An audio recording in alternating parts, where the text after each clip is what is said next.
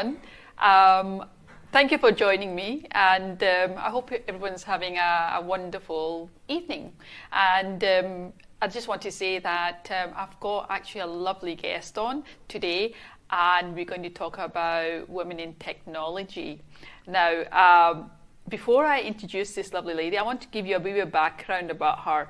And her name is Sudha Mani, and she's actually a business technology consultant and a coach. That's amazing, you know. I've actually got someone new talking about. I've never actually had anybody in this area, so I'm really excited to hear more about this area, and especially as a woman. And she's also a computer science. She has a computer science degree, which she got in 1995, and she's got a master's degree in business as well. And she's also a business tech consultant for 24 years. Love expertise. In the public and private sectors in various leadership capacities as well. And she's also assisted startups to turn their ideas into reality. Yes. And she loves to help and teach female entrepreneurs how to use technology to create time freedom and financial security. I need a bit of help with technology. I'm not good with technology, but I'm going to learn something new today, you know. And that's the use of technology. We women need to know more, because I think a lot of men think we can't even press a button. So we can. Yes, we can. So our expertise is in business, automation, artificial intelligence, innovation planning, and technology leadership. Her passion is for women empowerment, youth leadership, and eradication of childhood poverty. That's amazing. She's got a variety of skills, but also she's passionate about helping so many people and children as well. Welcome, Sudha. Thank you very much. Thanks for inviting me. It's very exciting as well. I don't talk about technology that much outside, about my story rather. It's more of like, this is how you do it. I thought, how long I've known you. I've met you in an exhibition, and and you had a lovely energy, and I was so fascinated about this area, because I've hardly met any women in this area, of technology, and the knowledge you had, and you advised me about certain things. I was looking for help as well, and you were saying do this a lot, and I went home and tried it. I thought, I tried to do it online, but I don't think I had that much knowledge but you advised me. So you came online and helped me so much. So I really appreciate that. Oh, I really appreciate that. So today is I want the audience to know. I'm sure a lot of people don't know many women in technology and IT, and I love to know a wee bit of, your journey to where you've come, and just to say, to find out if there was any challenges and all that. So you're from India. Yeah. And when did you come to the UK? I came to UK in the year 2000 and to work for British Petroleum in Hemel Hempstead as their technical architect, converting their business processes into technical processes so that we can develop program. I'm a hardcore developer. That's my background. I develop softwares and automate everything from the technical side of it. And then I moved into management side, because it's only so long you can be in technical. The young people come on board, and there are a lot more. They can be awake for 20 hours and 21 hours on the go without sleep. After you come to a certain age, I think your sleep is more important than being in the office managing databases. So that was when I realized, okay, I should go into management side of it. And I still work, develop softwares and mobile apps and all of the things, because I love it. It's like baking a cake or cooking. So I love developing software. Oh, so that is how I moved into business technology side of it. So you studied in India, yeah? That's where you got your business, your degree. Yeah, my computer science degree, but business degree is here, University of Edinburgh. Right, okay. And what about in India when you were studying? It was a lot of women who were doing what in the area that you were studying, or there was in our class of 74. There were about 16 girls 16 in computer science. 16 girls. Yeah. Only I think a handful of us are still in tech. It's one of my passion is to get more girls into technology, especially STEM subjects, science, technology, engineering, and maths. Okay. Is because even though they are very clever, they for some strange reason don't go into these subjects because they're more man-dominated fields. These are you expect. It's changed now. It's changed. Maybe it's because it's UK and we've got more women liberation acts. In India, when I was growing up, or at least when I was working, they will ask you, are you pregnant? They'll ask you, are you married? Because why they ask you, are you married, is because you won't leave the job and go. Because you've got, and are you pregnant or have you got children? That means you may take more holidays, leave, because they are sick, you've got to look after and all of that, which annoyed me a lot. Why would you ask that? Why would you want? Many girls lose the opportunity because they either go pregnant or they don't want kids, and at one stage, because of family pressure, they want to have kids, right? What's the point in getting married and not having kids? It's like saying a male coming into tech. It's like, oh, wait, I'm going to get married. If so, you could, or that happens, so I presume a lot of people in India, or in the West, even male, they're married, they've got children, they don't get asked all those questions if they're going for a job. No, it is not. In women, they do ask. Two reasons why they ask whether you're married. They cannot ask you to stay after 6 o'clock, 7 o'clock. That's because you've got family, you've got to go home and do it. And second thing is they've got the stability. There's one negative and positive thing, but it is not fair. If you don't ask that question to a woman, why would you ask it? Man, why would you ask it to a woman? Yeah. That was one of the things why I went into women empowerment. I want women to stand up and say, why? Ask. Why would you not have me? Because they rely on women perspective. Technology is more male oriented. Even the tech products which we develop are more male oriented. We don't have the female perspective. We don't have the female softness. As you were mentioning about it before our interview, that who wrote this bio, it looks more in the box. That's because I wrote it. For so long you're in the men, working with men, you become that person, whether you like it or not, which is in a way hard. Yeah. And then all of a sudden there's always a fight within you. Are you a female? Are you a male? What are you trying to be? Which is why girls doesn't want to go into these subjects, because they are expected as in to be that. And there is also HNS, which is health and safety. Oh, you cannot do this, you cannot do that. But give them that freedom. Yes, for health and safety, you don't need to wear dresses in the fields, but outside, give them that freedom. Yeah. So many times I've been talked over in the meeting. Well, let's go back to when you came to here, 2000 in the UK.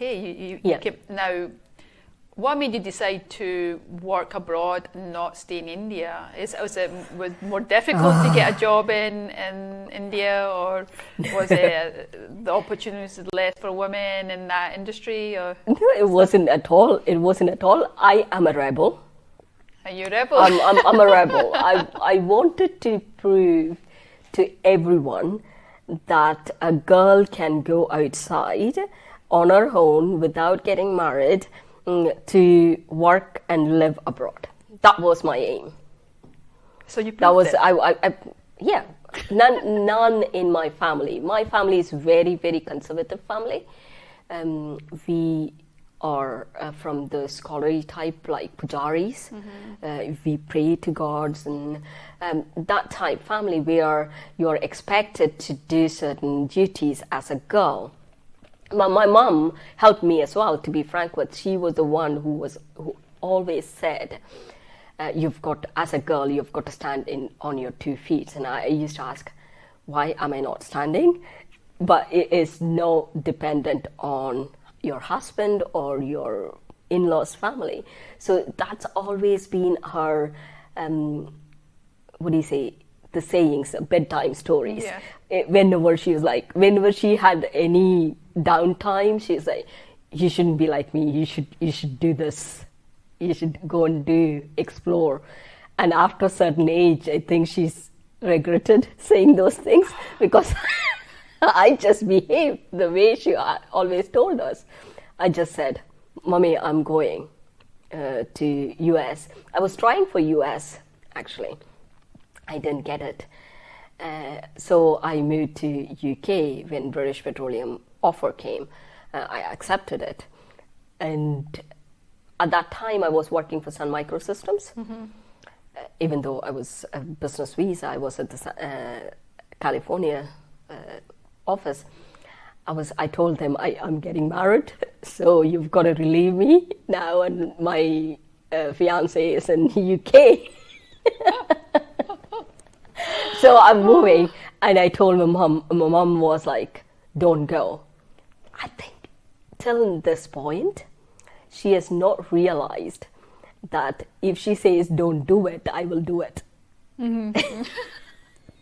So that's how I ended up in UK. I loved the freedom. So how long did you work for the company? Immediately I finished British Petroleum contract, I started working as a freelancer. It gave me more freedom. I could negotiate on my daily rates and hourly rates, and I could work if I want to work extra hours. As I said, if you're working for any of the body shoppers, or that's a very informal term, when you're working for an agency who gives you, they take the contract and they subcontract it to the big corporation. So what happens is you are asked, you're paid yearly salary, whereas the guys, they were doing hourly rates and they were flying from one contract to another, and I was like, okay, why can't I do that? Yeah. It gave me that freedom as a single person, and gave me that freedom to work and commute anywhere I would like to. I would not have had that, the limitation. Yeah. I didn't have that limitation of, you've got to stay in one place. Even though when I ended up in Scotland, I loved Scotland to the bits. It was more green. I am not a social person. Yeah. I like to talk to machines a lot easily than to people. Because it gave me that kind of, okay, it doesn't talk back. As a control freak, you don't want anything talking back. So, so it gave me that control. Yeah. You know? So I liked Scotland because whenever you go home in the evening, and the working hours have never been longer hours, so whenever you go home, you had like peace and quiet. So, so working as a freelance, and you said the reasons why you became freelancer. So, what challenges did you face as a woman? Did you find it easier to get work, or did you find that maybe a male in a similar technology industry or freelancers getting the job? Did you kind of find a You mean challenge? have I been overlooked Yeah. in?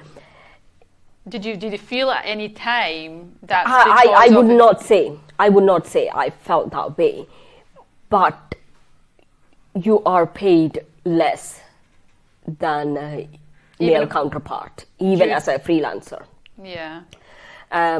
I know we worked in the same contract and we were doing a similar job, and this guy was paid at least 1/3 more than me, because they could negotiate in that term. Yeah. When I found out, and I went to agency and asked, such and such person is being paid. Both of us are subcontractor by that agency. So I went and asked, he is getting paid that much. Why am I not? Oh, you put that number in. Can I negotiate now? They said no, which I felt was wrong. That's when I moved. I said, I am going to have my own business. I don't want to be working for someone even on a subcontractor level. Yeah. So having your own business, setting it up. So when did you set up your own business? How long ago was that? My business is through limited company. I always contract through limited company, so the business was set up for longer. Yeah. It's been, I always work through a limited company, which is my company. So you've got to do, but working for changing the audience from corporate, public sector, public and private sector to small business owners in 2014, end of 2014. That's when I started speaking professionally as well. Yeah. Because public speaker speaks but don't get paid. Whereas professional speaker, they are hired to give keynotes and they are paid. I was introduced to this professional speaking by one of the guys who I met through networking. I was going for a real estate conference. So this guy came on stage and say, do you want to be doing one-to-one consultancy, or do you want to be speaking to many? And I put my hand up. I never had a fear of public speaking. So I put my hand up and say, I want to speak to many. And then he said, oh, you can get paid for speaking professionally. You get first class tickets if they are good, and you get free hotel, and you get paid for a 90-minute keynote, equivalent to my 1 month salary as a contractor. And I thought, that's good. I'm going for that. Because for a 90-minute, if you can get that much, that would be good. But it does take, when I moved into that, he was, it's all about, it's like marketing. He wanted me to go on his course and we coached together. And then I realized what he was saying is, for the keynote speak, it's not that much of an opportunity when you sell on stage. As in, you've got a service like coaching package, or you've got a product, you sell on stage, you make more money. And I was like, okay, teach me that. I became more concentrated on selling on stage than speaking professionally. Because for speaking professionally, you've got certain levels of going from, you've got to go from like speaking free and then go to another level. Some of my friends, they've got paid for professional speaking.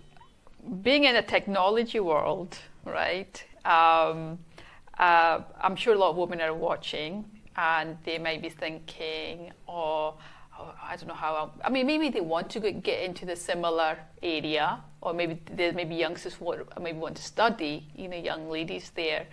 And obviously you're inspiring Go for them. public speaking. So you're saying that, don't go to technology, go to public. No, it's not. Obviously you've know about technology, that's what you speak about. You go on stage and you, because I went to a few of your talks, and you're talking about how to use social media, you're talking about chat bots. Chatbots, yeah. It's an artificial intelligence bots, yeah. Yeah. So you've got the knowledge and you're sharing it with businesses or basically anybody who wants to know more about it. Yes. Because majority of time, I mean, you do talk in a lot of business events. I talk more because it's a technology. The reason I say public speaking is because it doesn't matter whichever field you're in, public speaking is a skill which gives you that power and the freedom and the independence as a woman to talk about your subject, your story. So that's why I tell all girls now that they should improve on their public speaking and share their knowledge, whatever they've been through. So I mostly speak on technology subjects. The reason I speak that is because I've got 24 years of experience. I've helped quite a lot of companies, mostly investment banks and public sector. I can talk about technology, and I do work on technology day in, day out, and I improve myself. It is easier if you've got an expertise which you can share to go about and do it. It all comes from the term where, am I good enough to deliver this to other person? One of the biggest challenge women face is that even though they've got so much knowledge in them, they don't share. They're so scared who will listen to me. What other people might say. Yeah, what I'm other people might say. I'm not good enough, or I don't look that great. Yeah. Because I think, as you said, is that women have fear because we may be comparing ourselves to other people, other women out there.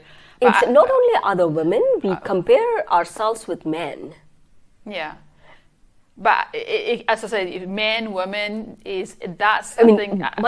By the way, I am not a feminist, or I would not say I hate men. That's not my point here. My point is as a woman, I want other women to stand up for themselves. I think it's actually got much better than years ago because there's so many, especially on Facebook, I see a lot of groups, women groups and networking women and business. And there was recently awards I went to for Women in Business awards, and it's amazing the women I've actually interviewed, successful women, and they're very inspiring. So I think things are getting better than it was years ago. Yes, it is. And I would say.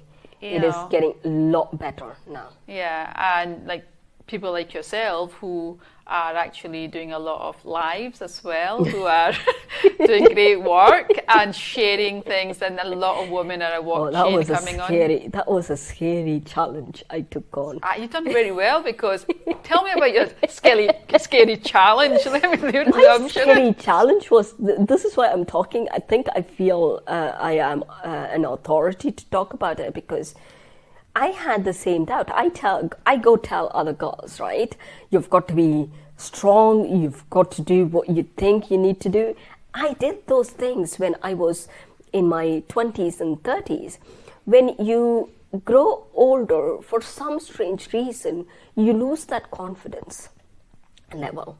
I don't know why you lose. And I remember you coming to one of my talks and saying, you don't have the same energy today. What has happened? Life happens, right? After a certain age, you think, oh my God, I cannot do what I did 20 years ago. Who said that? That's exactly, who said that? Who said that you cannot do what you did 20 years ago? Now, maybe you might be able to do it slower because your body is not as good as it was 20 years ago. Is that not a belief system then, what you're saying? Because, I personally, I think that for me, that's not the case. I think, well, a woman, as you get in a certain wiser in time-wise, people think that somehow somebody or people out there are better than them, and that's a fear. I think that's a fear. It is a fear. And they think that, because I'm certain age, that there's a woman who's in the 20s doing well, people want this particular type of person, and she could attract those.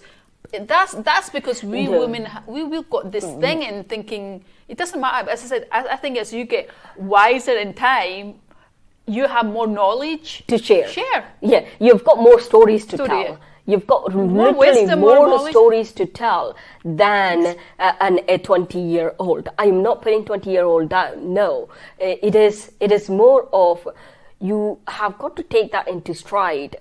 It doesn't matter who is competing against me, who is showing, oh, she's young and look at her skin, it doesn't have any wrinkles and I've got all wrinkles on my life.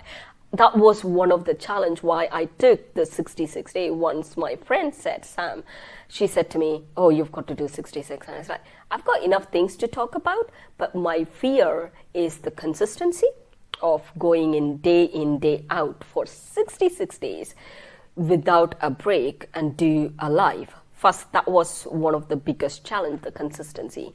I don't know where I'll be, would I be able to do it? Even though I am good with technology and I know I should be able to do it. And the second thing was, I hate putting makeup on. And I felt, if I've got lights on, all my wrinkles and all these You don't have spots, any wrinkles. She doesn't have any wrinkles. She doesn't have any wrinkles. All these spots will show. That was another thing which I made sure. When I do it in evening, it is more or less like I don't have makeup or I've taken the makeup off or I'm going just to the bed. But not that I'll be in my pajamas or something, but you never know. You're not seeing my trousers, this shirt. So that's how it came out. It got me, I had to go to the other extreme to come to the equilibrium, if you know what I mean. You cannot be there, you cannot be there. You've got to be in the middle. In order for us to find that middle, we've got to be open to criticisms, open to our others' judgments. Please don't think others won't judge. They will judge. If you ignore them, they'll go away. Oh, there's so many of them. Oh, one of my friends said to me, Sudha, you should do it at 12 o'clock in the afternoon so that you look fresh.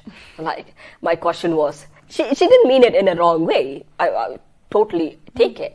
And I immediately asked her, do you think I'm so tired? Some of the videos I did was so tired. That was the point. The point was, it doesn't matter. You've got to be comfortable within yourself first before you can project it to others. That was the main reason I did. I'm so grateful to Sam who got me on this challenge. And then after, there was no one monitoring me, nothing. It was just me monitoring myself, that I turn up every day to do this live. And then I started 77 days challenge, which is doing videos every day. Now I do it with the different packages, live streaming packages and other things. I don't have a setup like you guys have here, but it's just home and I've got two lights going and I do it on a live stream, which is StreamYard is one of the software which I use to do it, which is... So what did you learn from doing that challenge for all those days? What would you say now? I'm glad I did it because it's taught me, or are you obviously are you more confident because I've seen your videos, from the beginning, the ones you started, and to now, you're very confident. It's as though you don't really care. You're giving value to people who are watching, and I know, and I'm sure the people are coming back to you asking questions about, how do you do this online? How do I do this? And then related to technology and IT side of it, you must be getting a lot of people who are coming back to you and invited that has opened quite a lot of doors for me. The reason is, as I said, I'm a professional speaker. I never had a problem speaking in front of crowd, but speaking in front of that small hole in front of you, it's so scary.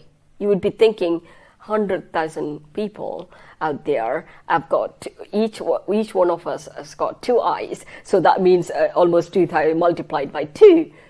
And you think, oh my God, that's when you never know. That is one of the scariest bit, that small hole, which drove me to a wall at one point.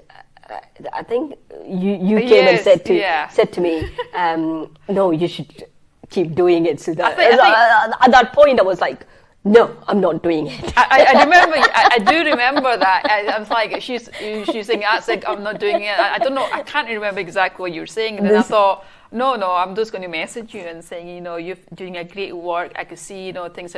And you decided to keep it going, yes. Which is, and I'm sure there and I'm so grateful other people. You did that, because at that point I was like, I am not getting anything out of this.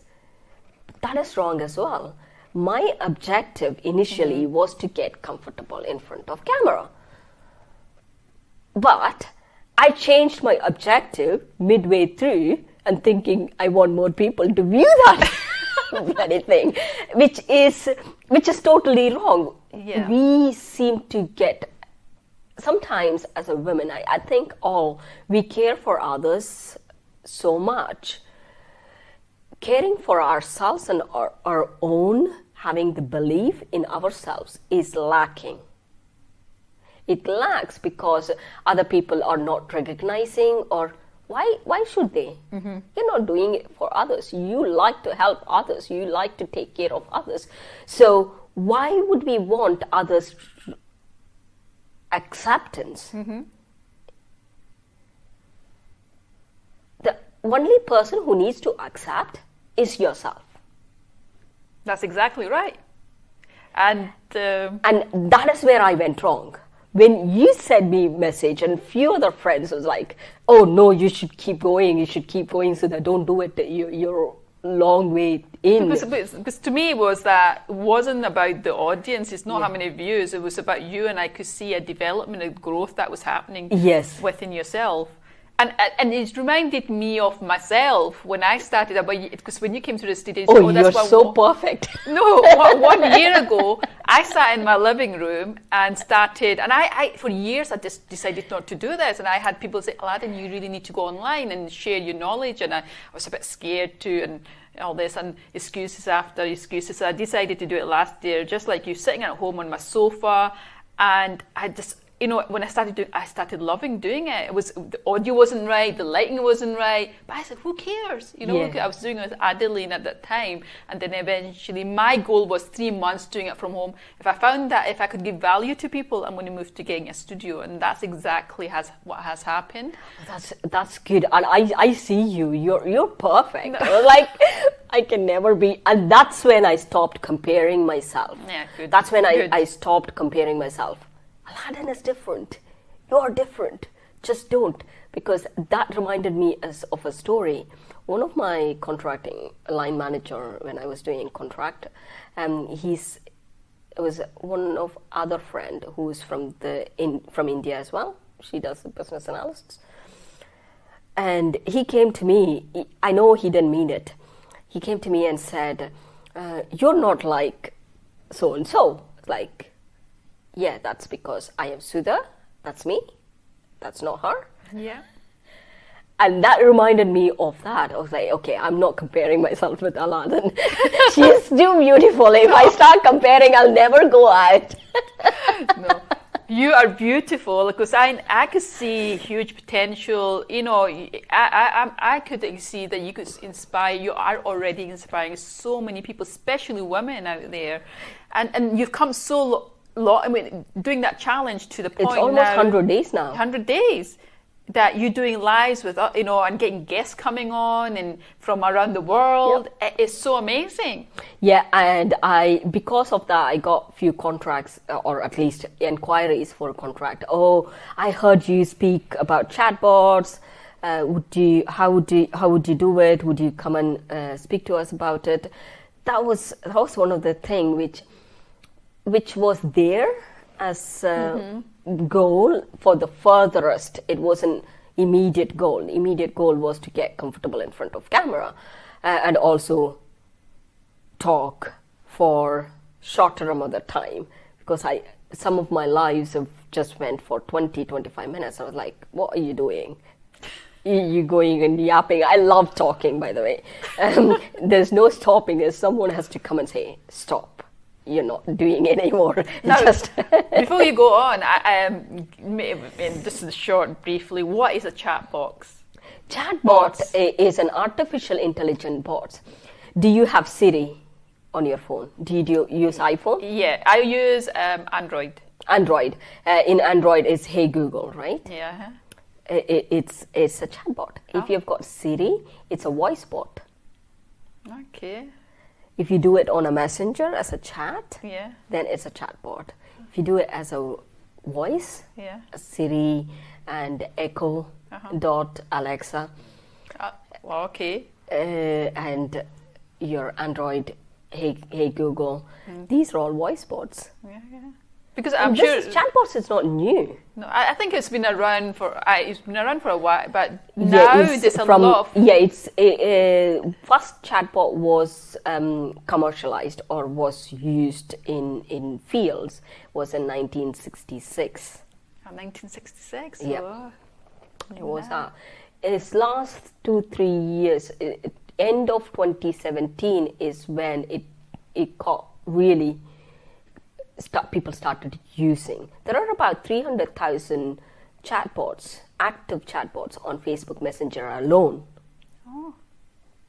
So you get those messages that come up when somebody's messaging you, and if you're not around, the chat box kind of answers. You kind of put your questions in and answers in, and then kind of automated. Yeah, it is. There's a difference between automation and artificial intelligence. Yeah.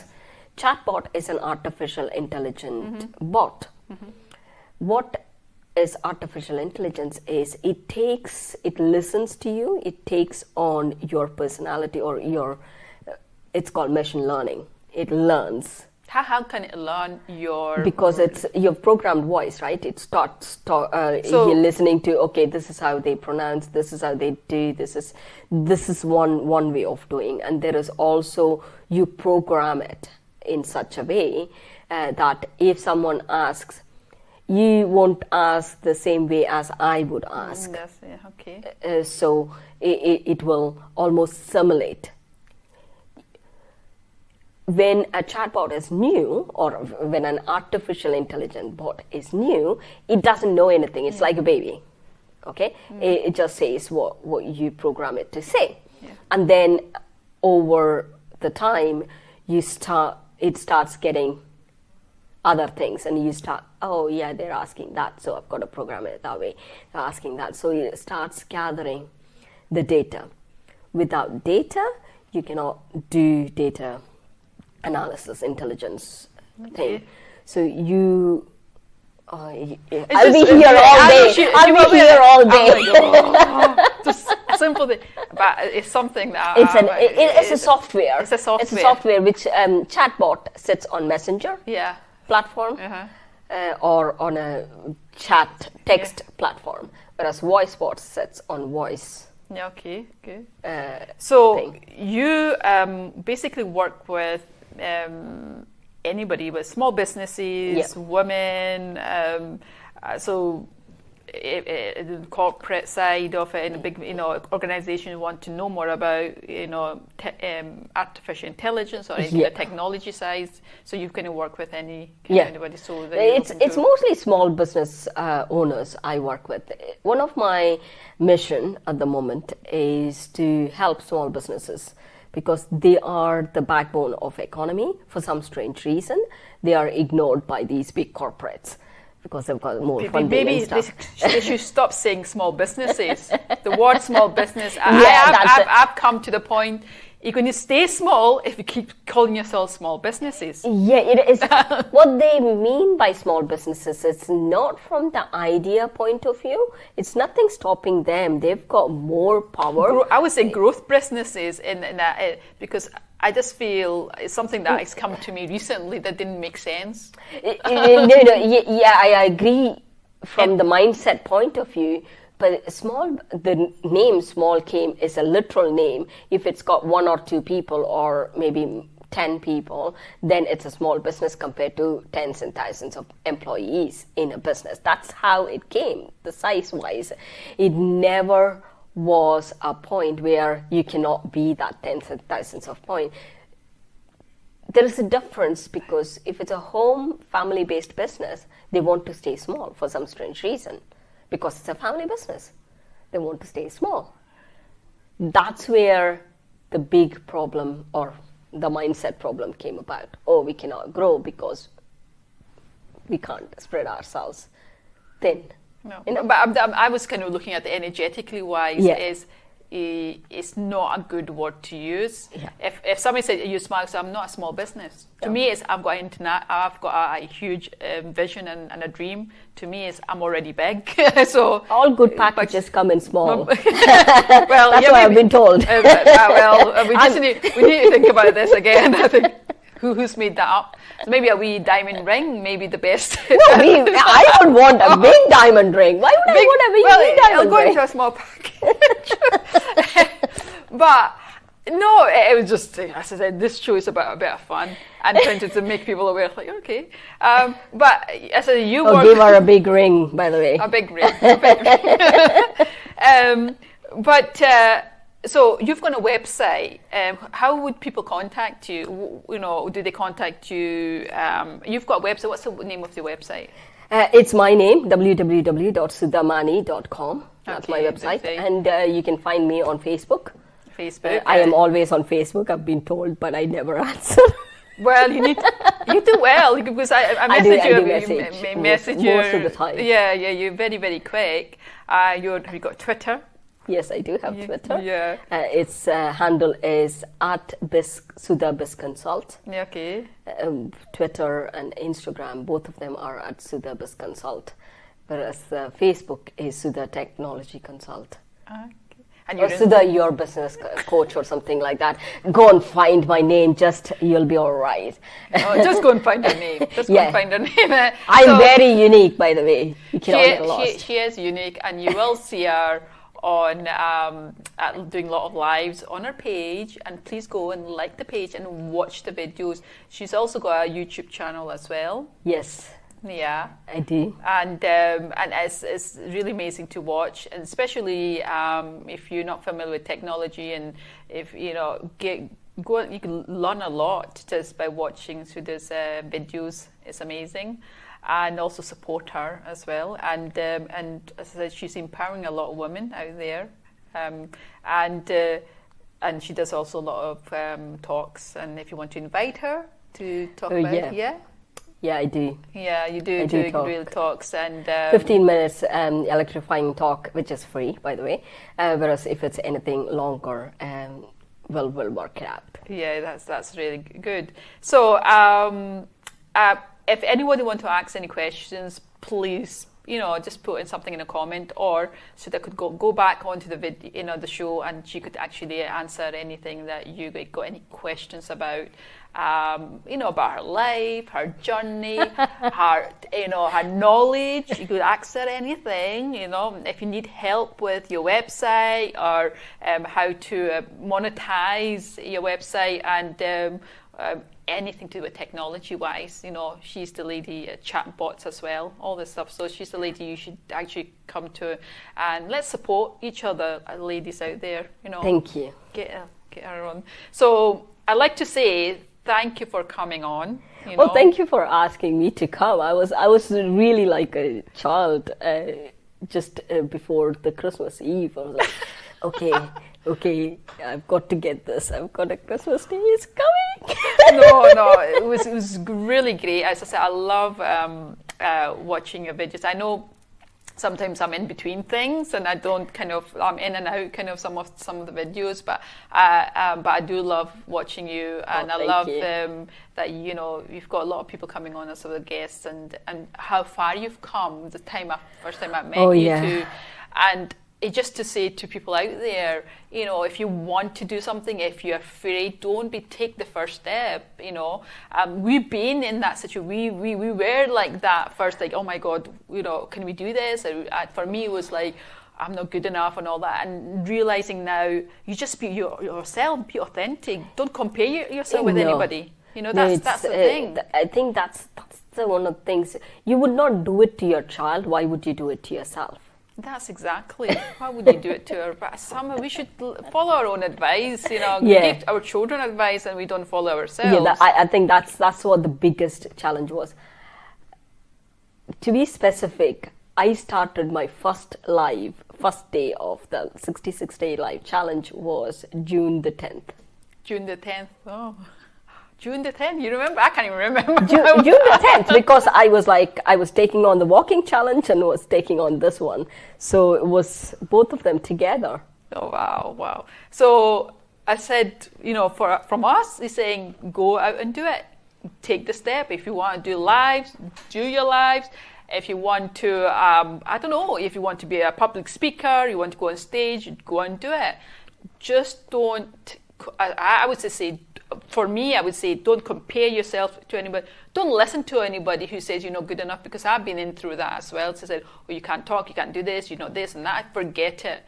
You have to be yourself, because there's millions and billion people out there. So many people out in the world wide will love you. These people won't, because they, you know, they could be critical because they want to like a profession. There'll be so many other people who will just love you and just, you know, just give value to people. Yeah. You know, and that's how I see it. That's the important thing about it. Give value.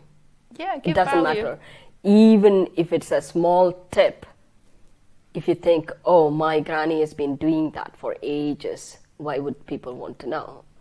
Those are the things that people forget. They need to be reminded. Well, thank you again. Thank you for coming on. And remember, just I'd like to say to everybody out there who's been watching and who are going to watch this show, thank you for supporting this show just by coming on and watching and sharing. Please share this show with so many people, your family members, your friends. They're really going to benefit. This is the aim of this show, is to uplift, and it's about positivity, is to, in a way, you know, tapping into your inner magic, because we've got all the abilities within ourselves. We've got the skills, all these things like there. So just keep watching and supporting this show. I'd just like to say thank you to everybody. Thank you to GTV Studios, for the guys who actually, you know, sorted things out. Thank you very much. Thank you to all the beautiful guests that are always coming on, and I'm going to get more guests coming on next week as well. Another lovely lady, I won't reveal yet. She's going to be talking about women as leaders, so she'll be on next week as well. But thank you all for watching, and I hope you could join me next week. Next week I'll be on Thursday, and it'll be the same time. Thank you again, and have a great week. Bye. If you have a dream